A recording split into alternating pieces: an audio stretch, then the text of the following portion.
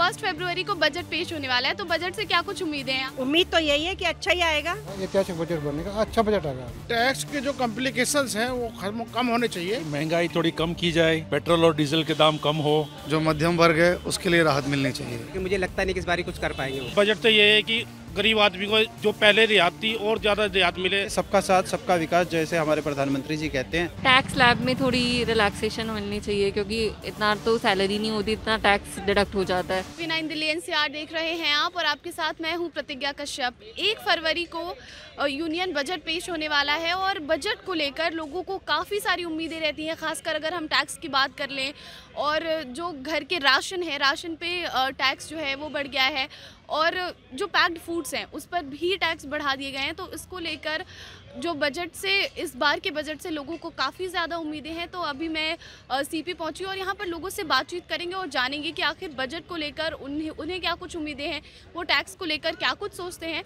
तो आइए कुछ लोगों से बात करते हैं और जानते हैं कि आखिर इस बार के बजट से, बजट 2023 से 24 तक के लिए जो पेश होगा 1 फरवरी को, उससे लोगों को क्या कुछ उम्मीदें हैं। तो आइए बात करते हैं। एक्सक्यूज़ मी मैम, 1 फरवरी को बजट पेश होने वाला है, तो बजट से क्या कुछ उम्मीदें हैं? आप लोग घर चलाते हैं, राशन पानी की अभी जैसे टैक्स बढ़ गया सब चीज़ों पर, तो क्या उम्मीद कर रही हैं इस बार?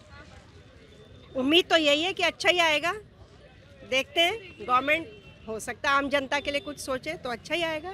तो गैस टैक्स वगैरह तो बहुत बढ़ गया, बाकी हाँ टैक्स में स्लैब बढ़ाना चाहिए थोड़ा सा ना, इनकम टैक्स स्लैब बढ़ाना चाहिए। डीए वगैरह सब हो रहा है, लेकिन इनकम टैक्स स्लैब नहीं बढ़ता तो सैलरी कटी जाती है, फिर तो कुछ तो फ़ायदा मिलना चाहिए ना गवर्नमेंट सर्वेंट्स को। ठीक है, बजट आने वाला है, यूनियन बजट, तो क्या कुछ उम्मीदें हैं? क्या टैक्स वगैरह को लेकर क्या कुछ सोच रहे हैं? नहीं, टैक्स भी बढ़ेगा, स्लैब भी बढ़ेगा और अच्छा बजट रहेगा। ऐतिहासिक बजट बनेगा, अच्छा बजट आएगा। बजट को लेकर क्या कुछ उम्मीदें हैं इस बार? टैक्स के जो कॉम्प्लिकेशंस हैं वो कम होने चाहिए, और गवर्नमेंट फिक्स कर दे कि जिनकी 5 लाख तक इनकम है उनको टैक्स नील, और इसके बाद जिनकी हो उनको कोई रिबेट नहीं, उनको कम से कम 10,000, 20,000, 50,000, 1 लाख जो भी हो, 25 लाख 20 लाख इनकम ग्रुप हो, उसको उतना टैक्स देना ही पड़ेगा, ताकि 80C के लफड़े ही खत्म हो जाए। 1 फरवरी को जो है वो यूनियन बजट आने वाला है, तो बजट को लेकर क्या कुछ उम्मीदें हैं? बजट को लेकर यही है कि महंगाई थोड़ी कम की जाए, पेट्रोल और डीजल के दाम कम हो। सबसे उम्मीद ज़्यादा ही है, अगर वो कम हो गए तो I think so everything will come down. अच्छा, आप घर चलाती हैं, तो जो गैस सिलेंडर्स के दाम है, क्या लगता है कि इस बार कम होंगे? और राशन जो पैक्ड फूड्स हैं उस पर भी टैक्स जो है वो बढ़ा है, तो क्या उम्मीद है इस बार? बस मैं यही उम्मीद कर सकती हूँ कि वो बड़ा है, वो कम कर दीजिए। बहुत ज़्यादा है जो टैक्स है। I think 1150 is a huge price for the gas cylinder. Let it come down to at least 600 और 650. That will be affordable to the actually middle class people who can't afford 1150 per cylinder. Union budget पेश होने वाला है, तो budget से क्या कुछ उम्मीदें हैं इस बार? हम एक्सपेक्टिंग एटलीस्ट थोड़ा एग्जाम्पशन लिमिट जो बढ़ाई जाए, एक्चुअली 80C में थोड़ा चेंजेस आ जाए पर्टिकुलरली, एंड PPF में at least we are expecting above 1.5 lakh, at least up to 2.5 lakh. और टैक्स को लेकर क्या कुछ लग रहा है? डायरेक्ट टैक्सेस तो we are paying for the last so many years. Specially जो पैक्ड फूड्स वगैरह पे टैक्स है वो बढ़ रहे हैं, डीजल पेट्रोल की प्राइस है, तो इन सब चीज़ों पे क्या लगता है? उस पर तो कुछ कंट्रोल है ही नहीं, गवर्नमेंट कुछ करती ही नहीं है, ऑलवेज राइजिंग। मैं गांव की जो औरतें हैं उनके लिए चाहूँगी कि कुछ बेनिफिट होना चाहिए, जैसे कि उनके गैस सिलेंडर सबसे ज़्यादा है प्रॉब्लम। कहने के लिए तो बहुत कुछ हो गया कि हम औरतों के लिए गैस प्रोवाइड करवा रहे हैं, वो इतनी महंगाई हो गई है, उसमें बजट होनी चाहिए। और जो शहर और गांव में जितनी भी फीमेल होती हैं, क्योंकि मैं खुद एक फ़ीमेल हूँ और मैं समझ सकती हूँ इन सब चीज़ों को कि कितनी प्रॉब्लम होती है मैनेज करने के लिए। As a housewife, as a working women, घर के खर्चे मैनेज करने में दिक्कत होती है। नॉर्मल घर के भी जो अनाज होते हैं उन सब चीज़ के लिए हमें थोड़ा सा हेल्प चाहिए। गवर्नमेंट से यही उम्मीद करती हूँ मैं अभी तक तो। जो मध्यम वर्ग है उसके लिए राहत मिलनी चाहिए। जो अमीर है वो ऑलरेडी बहुत अमीर होता जा रहा है, और जो गरीब है वो अपनी रसोई चलाने के लिए परेशान है। खासकर जो लोग मध्यम वर्ग में जो रेंट पे रहते हैं या सर्विस में हैं, नौकरी में हैं, जिनकी इनकम बहुत हैवी नहीं है, उन लोगों के लिए अपना घर चलाना, अपने बच्चे पालना बहुत मुश्किल है। इसलिए गवर्नमेंट से यही हम कहना चाहेंगे कि वो थोड़ा सा गरीब लोगों के बारे में भी सोचे। इस बार की यूनियन बजट से आपको क्या कुछ उम्मीदें हैं? मैम उम्मीदें तो पिछले भी थी और अभी भी है, लेकिन मुझे लगता नहीं कि इस बार कुछ कर पाएंगे वो, क्योंकि पिछले जो बजट है उनके वैसे गए हैं, ना कोई स्लैब में है, ना कोई एजुकेशन में कुछ बढ़ाने की सोच रहा हूँ, एजुकेशन में भी कुछ नहीं है, डेवलपमेंट में भी कुछ ऐसा मुझे नज़र नहीं आ रहा कि क्या करेंगे वो, क्योंकि उनका जो बैन आते हैं उनके पे बैन मैंने देखा कि कभी ओनियन के बैन आ जाते हैं, कभी गाड़ी पेट्रोल। पब्लिक तो परेशान है इस समय बहुत ज़्यादा। तो अगर कुछ सोच सकती है पब्लिक के बारे में तो महंगाई है वो कम करें। वैसे तो गवर्नमेंट हमारे लिए बहुत अच्छा सोच रही है, मोदी जी की सरकार बहुत बढ़िया काम कर रही है। और बजट से ये है कि गरीब आदमी को जो पहले रियायत थी और ज़्यादा रियायत मिले, जैसे गैस सिलेंडर के पर, पेट्रोल के पर, इसके पर ज़्यादा ध्यान दिया जाए। और बाकी जो खाने के आइटम्स हैं उस पर भी टैक्स बढ़े हैं, उसको लेकर क्या कहेंगे? बस इतनी मैं ये कह रहा हूँ, अगर टैक्स पे टैक्स बढ़ते रहे तो गरीब आदमी मर जाएगा। तो थोड़ा ध्यान देके खाने पीने पे थोड़ा वो करें। निश्चित रूप से महंगाई एक मुद्दा है और इस बजट से हम ये चाह रहे हैं कि जो महंगाई का स्तर है वो कुछ कम होगा और आम लोगों के लिए सरकार कुछ करेगी। खासतौर से हेल्थ सेक्टर में सरकार कुछ करेगी, क्योंकि कोविड के बाद हमने देखा है कि हेल्थ केयर में बहुत ज़रूरत है और कितना सरकार कर पा रही है जिससे कि हेल्थ सेक्टर बूस्ट हो, यह भी देखने वाली बात है। क्योंकि हम सभी जानते हैं कि महंगी दवाइयाँ, महंगे उपचार के कारण भी कई करोड़ लोग गरीबी रेखा से नहीं उबर पाते हैं। तो यह भी मैं एज ए हेल्थ एक्टिविस्ट हूँ, हेल्थ जर्नलिस्ट हूँ, इस नाते मुझे लगता है कि हेल्थ एक बड़ा फोकस्ड एरिया होगा, उसके बाद एजुकेशन एक बड़ा फोकस्ड एरिया होगा और कृषि तो होना ही चाहिए। तो कृषि के लिए भी क्या सरकार कर रही है, यह भी देखने वाली बात होगी। बजट में यही होना चाहिए, सबके लिए होना चाहिए, सबका साथ सबका विकास, जैसे हमारे प्रधानमंत्री जी कहते हैं। तो ताकि हर व्यक्ति की रीच में सब कुछ हो, हर व्यक्ति का जो जीवन स्तर है वो पहले से अच्छा हो। हालांकि हुआ है पिछले कुछ वर्षों में और आने वाले दिनों में और अच्छा हो, हर व्यक्ति की पहुंच तक सब कुछ हो। और ख़ासतौर से रसोई घर में जो चीज़ें थोड़ी महंगी हुई थी, इस बार international year of the millets भी है, तो खान पान सस्ता होना चाहिए और आपकी थाली में जो मोटे अनाज की बात की जा रही है वो सस्ता अनाज और अच्छा अनाज आए। और जो मेडिसिन है उस पर भी टैक्स लग रही है, उसका क्या? देखिए, मेडिसिन की बात में बिल्कुल सही कहा कि हम जब बात करते हैं स्वस्थ भारत की, है ना, और स्वस्थ भारत की जब कामना करते हैं और हमारे प्रधानमंत्री का भी यही उद्देश्य है, जैसे आयुष्मान भारत प्रधानमंत्री जन आरोग्य योजना है या और दूसरी योजनाएं हैं, इनके माध्यम से यही कोशिश की गई है कि हर व्यक्ति को बेहतर स्वास्थ्य सुविधाएं मिलें। तो निश्चित तौर से जो मेडिसिन्स हैं वो सस्ती होनी चाहिए। जन औषधालय जिस तरह से लगते हैं, जन औषधि केंद्र बनाए जा रहे हैं जगह जगह, तो उससे लोगों को सुविधाएं मिलेंगी, लेकिन दवाएं और सस्ती हों। क्योंकि दवाओं में कई बार ऐसा लगता है कि जब हम किसी वैसी दुकान से खरीदते हैं तो वो कई सौ रुपए की होती है, लेकिन जब आप किसी सरकारी जन औषधि केंद्र से खरीदते हैं तो बहुत सस्ती मिलती है। तो इसमें एक यूनिफॉर्मिटी आनी चाहिए ताकि हमें अच्छी, सस्ती और प्रमाणिक दवाएँ सभी जगह मिलें। आप ये बताइए कि इस बार के बजट से क्या कुछ उम्मीद है? टैक्स स्लैब में थोड़ी रिलैक्सेशन होनी चाहिए, क्योंकि इतना तो सैलरी नहीं होती, इतना टैक्स डिडक्ट हो जाता है, उससे बहुत मुश्किल होती है।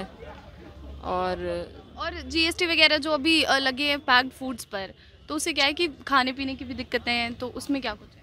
हाँ, मतलब जीएसटी और जैसे कुछ भी ऑनलाइन डिलीवरी चार्जेस इतने हो गए हैं फूड, तो इंसान सोचता है कि ऑर्डर ही नहीं करना चाहिए इससे अच्छा। तो बहुत उससे मुश्किल आ रही है, डिफ़िकल्टीज़ बहुत फेस करनी पड़ रही हैं। मैं अमरकांत गुप्ता टैक्सेशन का ही एडवोकेट हूँ और मेरी माननीय वित्त मंत्री महोदया से ये रिक्वेस्ट है कि एक तो जो दो रेजिम चला रखी हैं, टैक्स रेट्स दो हैं, वो नहीं डायरेक्ट इंडायरेक्ट नहीं, जो दो स्लैब्स चला रखे हैं वो एक ही होना चाहिए, एक ही रेजिम होनी चाहिए।